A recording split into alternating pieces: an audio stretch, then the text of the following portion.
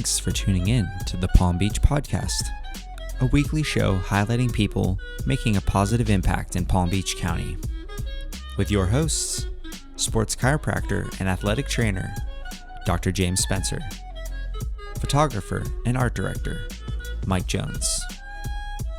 Our show is brought to you by Pump House Coffee Roasters, Hopportunities, Indo Board, and Lotus Trips for travel and retreats to Palm Beach County. Hello, and welcome to the Palm Beach Podcast. My name is Mike Jones, hanging out at Media Zone with a couple cool dudes. We got a lucky and special guest today, creative director for Duvin, Austin. Welcome to the show, bro. Hey, thanks for having me, guys. Appreciate it. What do you think about Media Zone? This is pretty cool. I've been wanting to get on a podcast here lately, so when you guys hit me up, I was like, that's the perfect opportunity. Plus, you know, South Florida, beautiful sunny skies here, so you can't beat that either. Yeah, I'm turning it into a vacation, so can't complain. Have a little staycation long weekend in Palm Beach County. Exactly. A little Airbnb special by the beach, so. I love it. You know, and to let listeners know kind of how we came across your stuff, you know, Blue Line being big supporters of you guys, and they're right next to our sponsors, Pump House Coffee, Cones and Coffee. So that's kind of how we ran across your gear. And of course, you know, the Barstool Prez wearing your swag. Yeah, that's been pretty crazy lately. So that's been pretty cool too, man. Yeah, it's been just pretty wild with the brand, seeing kind of the random people that pop up, and he was one of them. We were just flooding Barstool offices with product. We're like, you know, they're blowing up. We got to figure out how to get stuff on them. And then we started seeing orders trickle in from Dave. Like, his name was actually popping up, and I was like, all right, just send him every board short, every button up. And it's been working out. Like, every pizza review, everything he does, he's wearing it. So it's pretty cool. And like, he was doing those unboxings like live on Instagram, and they were like blowing up. Like, when everyone was stuck inside, he's like, I'm capitalizing, you know? And it's cool because we saw a couple of our friends. One guy painted a picture of his dog that had passed, and one of our friends sent like a box of shirts. And so glad everyone could jump in and get onto that. Yeah, that dude is a marketing genius. Like, from the stock stuff he's doing to I don't know, anyone that's like changed their ways during the pandemic, I feel like he's done it the best, you know, and more power to him. Cheers to that, right? Yeah. Well, and you know, you could get like really stuck and be all mopey, or you could just friggin' say, hey, we got to adjust and let's kick some ass out there, you know? So kudos to them. And we're definitely inspired by Barstool Sports here at Media Zone. And, you know, we'll let them kind of guide the way, because you don't have to reinvent the wheel. It's just a couple dudes drinking some seltzers. We have Mighty Swell. So thank you to the guys out in Austin, Texas for hooking it up. Definitely. There you go. I'm going with the cherry lime. Feels pretty good. All right. Yeah. And did your parents name you after Austin, Texas? Is that how that worked? Maybe. I don't know. You know? Good question. Never even asked. Yeah. Why not? So let's hear a little bit of the background, kind of how it got started and how you boys got rocking and rolling. Yeah, so my business partners and I have known each other, I mean, since we were a couple years old. They say never go into business with your friends, and thankfully we've made it work, which is, I mean, there were some rocky roads where you're ready to kill each other. I mean, it's been almost 8 years, I think we've been doing it. But yeah, we've known each other our whole lives, been really close friends. And towards the end of high school into college, we were like, let's maybe, you know, start something. And so my parents own surf shops. We all kind of started the brand, and we'd work in there at the same time, and then finally convinced them to let us put the clothes in the shop, and just kept growing from there, and then stealing their warehouse space, and then until we finally got kicked out of there. But yeah, so it's been a pretty cool ride, and we've changed paths a lot and just pivoted, and it's crazy to think how long it's been since we started. And let's talk a little bit about that, kind of how, you know, COVID went down and what you guys started rocking and rolling with. Yeah, so I mean, when we started the brand, it was like heavy wholesale. So everything we did, we were just trying to get pre-sales. We were doing trade shows, Surf Expo. We were going out to Agenda, and that's really how we built the brand. I think we were in 130 stores, and then we were selling a decent amount in like Japan and Australia and some other countries like that. And then about 2 years ago, we shifted to a more direct-to-consumer model. Just kind of saw the writing on the wall, and there's only so much shelf space in these stores. And I mean, you guys, you're friends with Blue Line, like they run a great operation, and it's hard to, you know, we're great friends with them. They sell a lot of our stuff, but there's only so much space we can get. There's only so much growth. And so we're like, we just need to take more control over the company. So we shifted to direct to consumer, and thankfully we did, because this whole Corona thing has been pretty wild. And yeah, I mean, so the past couple of months, we've had some of our best months as a business, and we're just waiting for, hopefully most of the stores will bounce back through this. And I know a lot of them are starting to open up now, which is pretty nice. But for us, it's like, we'll keep supporting the partners we have and slowly growing that side of the business. But we're really focused on direct to consumer, our own website. And then next year, the end of this year, we're really focusing on how do we create more content, do stuff like this, our own podcasts, our own videos, YouTube, kind of all that stuff, branching outside just the standard Instagram operation everybody's doing. Yo, and how fun were the surf expos back in the day? It's crazy. There's a huge change. I remember, because I actually used to help my parents buy for their surf shop. And I remember sitting in like a Volcom booth, and there was like a hardcore rock band like 4 feet from us, like playing like screamo music full on, and you're like trying to look at a line. And there's like people stage diving. There's a crowd around the booth. There's a 12-foot half pipe. I was gonna say, Yes, you're right next to the skate park right there. Yeah, you were dodging skateboards like over your head, and I'm like, this is just pure chaos. But that, I mean, back in the day, that's what made them so cool, you know? Yeah. Yeah, but it's changed a lot since then. I mean, we'll see what happens after the pandemic, but trade shows to me seem a little Agreed. Yeah, a little sketchy. Agreed. Well, at least we got to experience it while we did. Yeah. But it's cool, man. I think that, you know, nothing in life stays the same forever, right? So you have to be able to enjoy it in the moment, learn from it, and grow and move on. And it sounds like you guys are doing that. And, you know, sending stuff to the prez, adjusting the business model, you know, those are the things that you learn along the way that you can't have figured that out 5 years, 7 years ago. But if you're smart enough to stay quick on your feet, you know, you can still be really successful. Yeah, no, I mean, we always laugh. We'll find photos, or we'll go back through like the early days of Duvin, and it's almost feels like another lifetime ago, like the stuff we used to do and like how we would operate and like the stress levels. Like I remember it was like one of our best years ever, like 3 years ago, and I think we never had like more than $5,000 in the bank. And I mean, doing a lot of business, and it was just so stressful. Like at all times I was like, we're going under, like we can't. And then we would push off people. We'd finally get paid, you know, our accounts receivable, we're like fighting for that. Stores don't want to pay. So, but we would kind of pivot, just make it work however we could, and finally like pulled out at the other side. And the past couple of years, I'm like, oh, thank God we did. But it's yeah, it's funny just looking back on all these different times, like stages through the company where you're growing, and it's a lot of chaos in there. Consistency too. That's the biggest thing for sure. Yeah. I mean, a lot of people will kind of hit me up being like, I want to start a brand.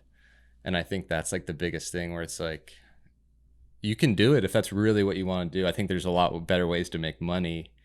But if you want to like be in that industry, or you want to design, or you want to be creative, I think you should do it, but be prepared. Like, just set aside 5 years at a minimum. Yeah. I'd agree. And, you know, you're just going to have to ride that out, probably work 2 full-time jobs. And unless you like do it right, raise, like it would be different now, like having the knowledge I'd have if I was going to go start something else, but you got to get that knowledge first.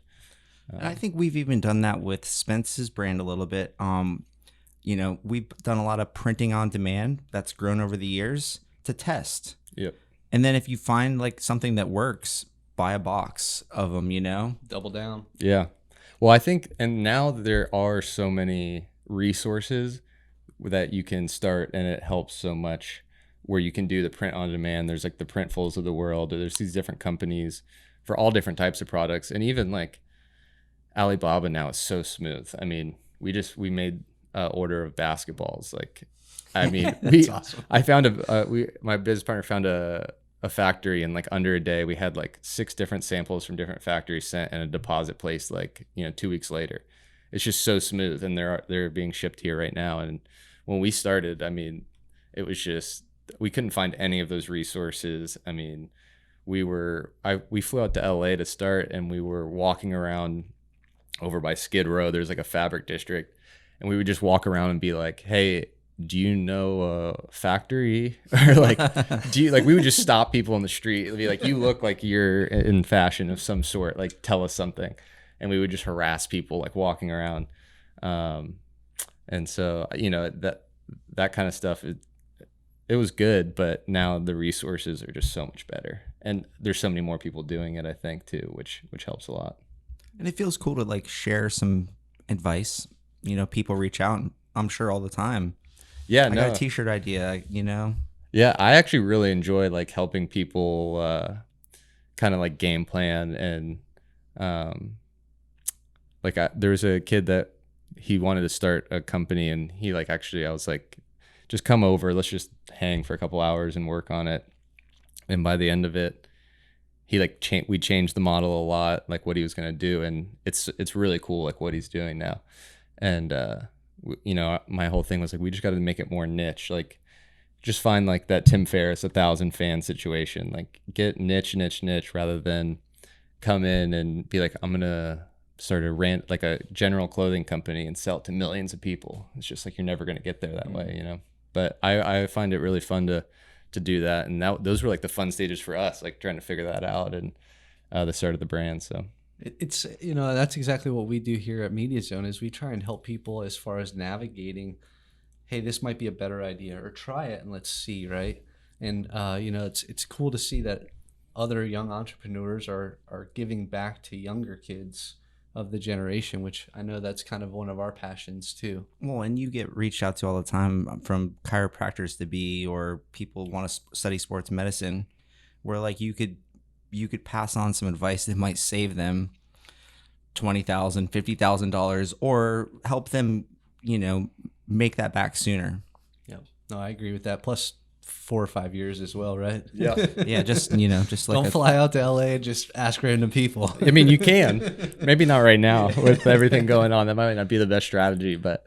Well, let's name drop some of the boys. Who else is part of the family, part of the team? So Garrett Watzka, he graduated from UF, got his MBA over at UCF. And then my other partner is Sean O'Meara. His dad's Mark O'Meara, actually, a golfer. Mm-hmm. So he grew up playing a lot of golf, and that's kind of why we're getting into the golf side of things. Love it. Yeah, he always plays in like the father-son every year on TV. So yeah, we're kind of branching into that aspect. But yeah, I mean, just been friends with them so long, and thankfully we've stayed that way, and it's worked out. And I think partly what I feel pretty lucky about is we started it because we were friends, but we ended up actually all having really different skill sets. And that was just a lucky thing. Where like Sean he's our sales guy, the most talkative out of us. I mean, he'll make anyone his best friend in like 2 seconds. Sometimes I got to reel him in a little bit, but he's just the man. I mean, that kid is just gifted with that kind of stuff. And then Garrett is like the most organized out of all us. He does like all the manufacturing, deals with the accounting. I mean, he's just like the glue guy, and that's like the opposite of me and Sean. And so it's just another perfect fit or something like that. And then I do all the like creative and design side of the stuff, which took me a while to figure out. Like I always laugh looking back at some of this stuff. I'm like, man, that is so ugly. I can't believe people would wear that. But yeah, just by chance, it happened that way, where everyone kind of fit into their niche and found how they could help the company. So what's some of your influences? Well, I think for us, like when we look at the brand, it's like, where can we sit and kind of differentiate? So you have your like super core surf brands and like the brands we would see at Surf Expo and grew up with. And we wanted to be kind of like, let me step back. Those brands were really cool growing up, but I think at a certain point they got so big that they were appealing to the masses. Agreed. So they would be kind of everything, just logo, plain shirts or basic stuff. And so we were like, okay, there's that. And then the only other side of it was either super high fashion bathing suits that were $400, or your Chubbies, like super frat guy. And actually, like we've met the Chubbies guys. Those guys are awesome, but we wanted to be kind of like a middle ground between all that, where we're not the super frat, we're not the core surf. It's for everybody. And like we call ourselves a beach brand is really what it is. And so that's why we want to get into golf. We want to get into even other athleisure sports stuff. And yeah, kind of just sit in that space. Well, I've recently been relearning how to golf, so I might have to pick up some swag from you, dude, because my golf game isn't strong. But if you look good, you feel good. If you feel good, you play good. And so maybe like some flamingos or something's gonna help my golf game out. I think that was our caption when we launched the golf line. Look good, feel good, play good, or something along those lines. I love it. Hey, one thing we do have to touch on is obviously the filthy flamingos. Yeah. What do you want to know? It's top secret, but I can tell you. A little surf gang deal, huh? Yeah, just a little underground deal. But if you mess with Duvin, they will come knocking. I love it. Yeah. No, that's awesome. It's funny. That like turned out like we made one t-shirt as a joke. And then people just became like almost more obsessed with that than wearing a Duvin t-shirt. So we're like, all right, well, this is a thing now. And so we just kept building. And now like that's like the club. Like if you sign up for our emails and you're in the crew, like that's what we call it, and just make a bunch of shirts. And sometimes like people don't even realize that those Duvin and the filthy flamingos are associated, but it's been cool. It's a fun part of it. So, and you're creating like a tribe, Exactly. You're creating that loyal 1,000, and that they will do the marketing work for you in the end, right? Yep. Yeah, and so that's a beautiful model where you encourage people to want to be a part of the family, part of the brand, and then they go out and they're just brand ambassadors. Yeah, I think it gives it a little more fun feeling too. I mean, the guy that did the original Filthy Flamingo design, like I sent him the idea, and he wrote back a poem with the design, and it was just about how like the oil spill and all these Florida flamingos, like that's how they became the filthy. And it was like this whole long like short story, and I was like, man, this is badass. Like imagination, right? Yeah, I was like, but it makes so much sense. Like we were based in Florida, and it was just talking about it, and I was like, man, this is like, it already has like this built-in story, like, and so I don't know, it was just pretty cool, and it was something that people wanted to be a part of. So I was more than happy to be like, let's do it. Yeah, I love it. What about this? Say like someone that's listening or watching right now is like a designer, an illustrator. Could they hit you guys up and be like, yo, I want to like design a shirt or get involved? Yeah, for sure. I mean, I do a lot of the design, but more so like the concepts. And then we have like a group of designers that like I'll send stuff to, especially as we're growing. We've got a lot of projects going that I'm constantly like handing out different projects for art, like, because all artists kind of have their own style and strength that we go to them for different stuff. Mm-hmm. So yeah, I mean, feel free, me on Instagram or even Duvin. I run that account. So reach out. And I mean, we have a lot of people send us stuff, and some of it's worked out, some of it hasn't. It's not as much our style, but I think that's the biggest thing. It's just if you're into design and you want that, I would just be reaching out to all these brands. And I mean, there's like this whole section I found on Instagram of artists that just post like they have like a fake name for the Instagram, and then they have like hundreds of designs with that name filled in, and then you can just buy the rights to it, and they'll just put sold or unsold like in the caption. And some of these artists are really good, and I'm like, wow. I mean, if you wanted to start a brand, you could go on this thing and spend $1,000 and have like 10 t-shirt designs that are like, and an Instagram handle. Yeah, I mean, unreal. So it's just, I mean, there's different ways to do it, but yeah. Love it. How'd y'all come up with the name? It's all, my last name's Duvall. I mean, we were trying a lot of just different things. We wanted it to be a unique word. We didn't want something that already kind of had some connotation to it. Sure. So we were. Have you ever been to a Jaguars game? No. Dude, because they just yell Duvall. Well, the Duvall with one L, right? I got two L's in my name, so it's a little different. But no, mostly I just get, are you related to David Duvall, the golfer? But yeah, fair enough. Yeah. But yeah, so he couldn't grow a beard like that. No, but he always had the 6 shades, like the Oakleys, the blades. So I just bought some of those. I'm ready to rock those again. I saw the influence. Yeah, I like those.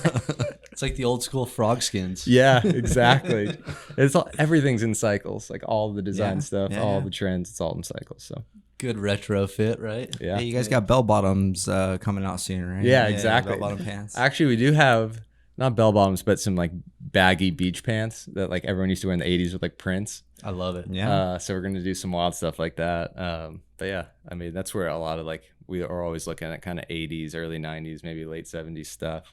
Because that's just I love all that design, like all that retro stuff looks so good. Me too, and it's vibrant. Yeah. Yeah, I like that. It's, nowadays, as we all know, there's so much clutter in the world. There's so much noise. Like, you really do have to stand out.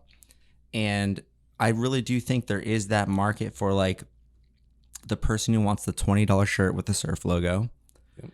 And then, the $100 stretchy golf tee or whatever. And then I think there's some room in the middle for, like, fun printed stuff that's, like, accessible, not too expensive, but it's like if you go to a party wearing one of those shirts, you'll be remembered. Yeah, well, I think when we started, we would go to these surf shops and be like, here's our logo t-shirts. And we didn't get in a store for a year. It was brutal. And I think a lot of that is like, okay, if you look at it from their perspective, if you're just providing a logo t-shirt and a customer comes in, are they going to buy the Billabong or the Quicksilver or the Volcom logo? Or are they going to buy Duvin that no one's heard of year one with just a plain logo on it? Probably worse quality, True. More expensive, worse quality. No one True. knows the name. It's just like brutal. So we were like, okay.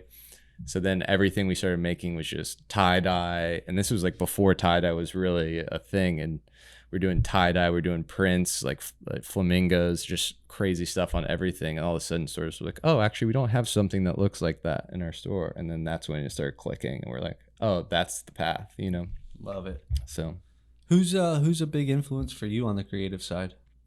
oh, man, there's a lot. There's kind of a lot of these old school surf brands that I really liked. There's a company, they I think American Apparel bought them. They were called Warriors of Radness. Okay. And it was just like crazy fun surf guys, like California. I mean, their videos were just, it was pretty wild stuff. I was like, man, no, this is like the going to the extreme. Sure. Yeah. But I always like really just liked that. And it caught my attention right away. I mean, they don't exist anymore, but yeah, that was one that I always was like, oh, that's just a new take. Like sometimes you come across something and it's just refreshing. Yeah. And that was one of them where I was like, oh, okay, that's something new. That's kind of how it went for me too. When I was sitting down when we were developing the brand, I grew up skateboarding and I love the flip designs. Yeah, I remember them. Right. Yeah. And I always wanted the next flip t-shirt. And so that was like a big influence for me personally. I know when we started doing the Bearded Kettlebell stuff, and it's cool to see it go full spectrum here just with y'all's brand as well. Yeah. No, I mean, that's part of the deal. It's, it's trying to find what you like and then create your own voice through that. And I think the further down the line you go, the more it becomes apparent what that is for each brand or each person. And it's authentic. Yeah, exactly. I mean, I'd say each year for us, it's changed so much on what we look like or the, like the aesthetic of the brand, I guess you could say. I think there's some consistency that keeps people coming back, but it's always evolving and kind of updating. So what's like some goals that you have set right now? Some of them are a little secret, top secret. But I think for us, it's like content's the future. And I think that's what it was pretty cool. You guys reached out and I was stoked to come because I think as like kind of circling back to how we started with Barstool, like their growth percentage is absurd, but the amount of content they produce is also absurd. And like no one can touch that. And Correct. They're filming everything, they're posting everything. And I think for us, the next step is pulling behind the curtain a little bit and making people feel included and like seeing behind the brand, telling the story. I mean, we have so many stories from in the past and then going to the future, like talking more about like what our plans are and kind of sharing a little more of how stuff's made. Just kind of all that stuff I think for us is pretty key. Anytime I've done it a little bit in the past, it's been really successful. Like people, like the feedback's insane. But I just have always kind of pushed it off. And I'm like, we got the next line to design. We got to do all that stuff. But I think for us, it's like if we're going to keep growing direct to consumer, that's got to be a priority. So yeah. We got to talk about the school bus too. Oh man. I have nightmares about that thing, dude.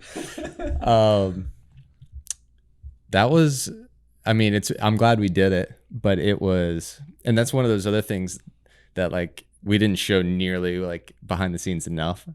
And I wish we filmed more, talked more about like the whole process of that. But we really wanted to do a store, and in Florida, everything's so spaced out. And so there's like this kind of weird thing with retail, especially like if you're not by the beach and doing kind of surf atmosphere.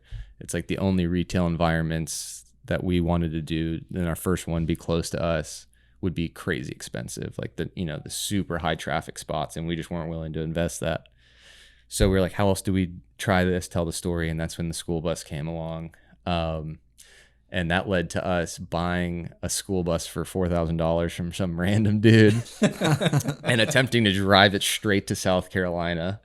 And like, we don't want to know how you got this thing or whatever happened in it. Oh, I mean, we're not car guys either. So we're like looking at the engine. We're like, okay, does it start? Good.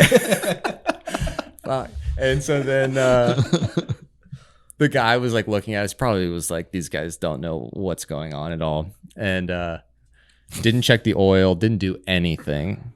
And we're going along like 4 hours into the drive. There's like this, we're taking it to get fully restored, and this place was going to do everything, like redo the engine, do the whole build out. Like that's all they do. Like they do those schoolies.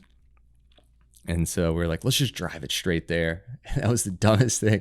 We broke down on a bridge at like 2 a.m. in the middle of nowhere, like oh my gosh. Full engine explosion, and no air, couldn't get Ubers, anything. So we had to like hike like 5 miles through the woods to get to like a Motel 6 in the middle of nowhere. And then, I mean, it was just 6 months of that, pretty much, like towing it to different places, trying to get it fixed, and break down again. And then finally we just rebuilt.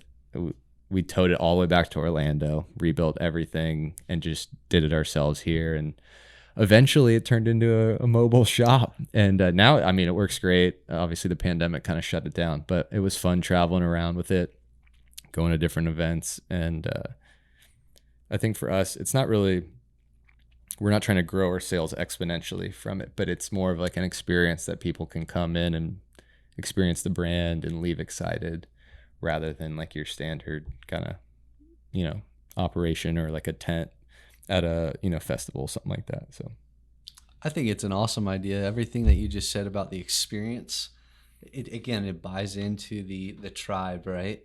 And I think that's cool. That's exactly what we try and do here is make it fun and make it enjoyable for people to come create content. Yeah, I mean, if you look at like even our best stores, they do a really good job with experience. It's not just like 4 walls and clothing racks in there, or it's you go in and you want to be a part of what they're doing. Maybe they have drinks there or coffee, or it's like a hangout spot for the community, or there's some sort of pitch in there that kind of differentiates it. So I think that's the key for us. It's like, going forward, how do we keep telling the story, give people an experience and something kind of unique? Well, I think it's about that time for you to say some thanks. Who helped you get to where you're at right now? Whoa. A lot of people. No, I think, for us, I think we couldn't have got here without all of our parents that my business partner and I, have. And one, Garrett, his father, was one of the first people to finally lend us some money and invest in the company after years of just scrapping along. And it's not easy to raise a lot of capital when you're running a t-shirt brand or a clothing brand. Especially then, it was a lot of t-shirts when we were trying to raise money. And you go to these people and they're like, okay, these young guys are just like slanging t-shirts out of their car. Like, I'm not giving them my money. Sure. And he finally rolled the dice, and thankfully, it worked out. So that was big. My parents have always kind of gone out of the way to they were the first ones. They put us in our store or in their store when the clothes were terrible. They let us figure out what worked, what didn't. And screen printing shirts at your friend's place. Yeah. It's, it was pretty, and obviously I was working the sales floor, so I was like trying to push the clothes on the side. I'm like, you know what you need is that Volcom shirt. No, you need Duvin. But yeah, so they've gone above and beyond, and a lot of industry kind of insider information they've helped me with. They got us connected with brands. We did internships with Billabong, Von Zipper, Element Skateboards, different stuff like that we would have never had access to without them. And then I think Sean's parents obviously just have provided great support and kind of supported him coming out here. And I'm sure they wanted to keep him out west. They're out there. But yeah, I mean, overall, I'd say that's just the biggest thing. And then there's just so many people going down the list that have gone out of their way to help us. Like all our friends are like crazy supportive. And that always kind of blows my mind. Like we launched the golf polos the other day. We were talking about that, and just the amount of my friends that bought them and hit me up and were like, congrats. I was just like, man, it's just, I don't know. It's kind of crazy, but just super thankful for everybody to kind of like have their support. It's palpable energy, bro. Yeah. Is there anyone else that came down with you that you want to mention? Maybe. Oh no, I was playing cool. My girlfriend's right out there. We kicked her out of the room, but yeah, we're going on a little vacation right now, Natasha and I. So that'll be fun, and yeah, I appreciate you guys having us. Cheers, bro. Dude, Thanks for coming on the Palm Beach podcast. Thanks for having me. Yeah, boys. Thank you for listening to this week's episode of the Palm Beach podcast. Brought to you by Pump House Coffee Roasters, Indo Board, and Lotus Trips for travel and retreats to Palm Beach County.